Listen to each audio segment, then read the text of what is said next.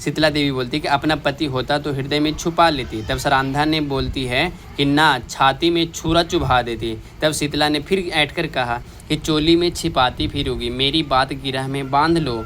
तब सरांधा बोलती है कि जिस दिन ऐसा होगा मैं भी अपना वचन पूरा करके दिखाऊंगी। है कि यूपीएससी में जिसका हिंदी साहित्य ऑप्शनल रहता है उसको प्रेम मंजूषा, एक दुनिया समांतर, इस तरह से जो 14 बुकलेट बताते हैं विकास देवकीर्ति सर, उसे पढ़ना कितना इंपॉर्टेंट हो जाता है। ठीक है, सबसे ज़्यादा तो ये इम्पोर्टेंट है मुंशी प्रेमचंद की 16 सर्वश्रेष्ठ कहानियाँ, जिसमें से पहला यहाँ पे हम आज यूट्यूब पे अपलोड कर दिए रानी सरांधा को। ठीक है, अब ये रानी सरांधा के सारांश थोड़ा सा हम बताते हैं। इसमें एक राजा अनिरुद्ध सिंह है जिनकी विवाह होती है रानी शीतला देवी से, और राजा अनिरुद्ध सिंह की एक बहन है सरांधा जिसका विवाह होती है ओरछे के राजा चंपत राय से। ठीक है, एक दिन की बात है जब राजा अनिरुद्ध सिंह युद्ध से हारकर घर आ गए थे, तब वहाँ पे रानी सरांधा बोलती है कि भैया आप भींग कर क्यों आए हो? तो बोले कि पानी में तैर कर आया हूँ नदी में। फिर बोले तलवार आपका क्या हुआ? तो बोले कि छिन गए। फिर बोले कि सरांधा बोली कि आपके साथ जो साथी थे वो, तो बोले कि वीर गति को पाए। तब यहाँ पे रानी सरांधा बोलती है कि भैया आपसे ये उम्मीद नहीं थी, आपने कुल की मर्यादा खो दी, आप धिंधकार है आप पर। यहाँ पे लज्जा के मारे अनिरुद्ध सिंह घर छोड़कर फिर भाग गए, नदी में छलांग मारकर नदी के ऊपर ही चले गए थे। फिर वहाँ पे इतने में रानी शीतला देवी सरांधा से बोलती है कि मर्यादा इतनी प्यारी है क्या?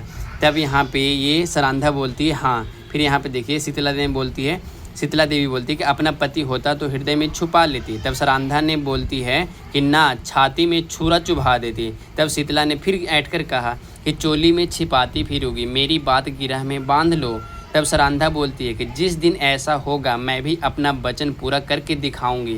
और सच में ये अपना वचन पूरा करके दिखाई थी। अब इसे मजबूरी बोलिए या फिर अपना वचन बोलिए या फिर अपना आन बान शान बोलिए, कुछ भी, क्योंकि लास्ट में जब कहानी के अंत में जब बादशाही सेना जो राजा चंपत राय को घेर कर मारने वाली थी, इतने में रानी सरांधा अपना तलवार निकाल कर अपने पति के सीने में चुभा दी और फिर उसके बाद अपने में भी चुभा ली थी तलवार। फिर वहाँ पे दोनों का मृत्यु हो जाती है। ठीक है, लेकिन मरने से पहले वो सरदार को बोल दिए थे कि अगर मेरे दोनों पुत्रों में से कोई भी एक पुत्र जीवित बच जाता है तो वहाँ पे उसे हम दोनों का लाश वहाँ पे उसे सौंप देना है। ठीक है, याद रखिएगा। जैसे कि अल्फ्रेड पार्क में चंद्रशेखर आज़ाद अपने मस्तक में गोली मार लिए थे, उसी तरह सेम टू सेम रानी सरांधा और चंपत राय ये दोनों अपने से खुद से अपनी जान दे दिए थे, क्योंकि इनका कहना ये था कि दुश्मन के हाथों से मरने से बेहतर है कि अपने हाथों से अपनी प्राण को त्याग दूं और अपने साथ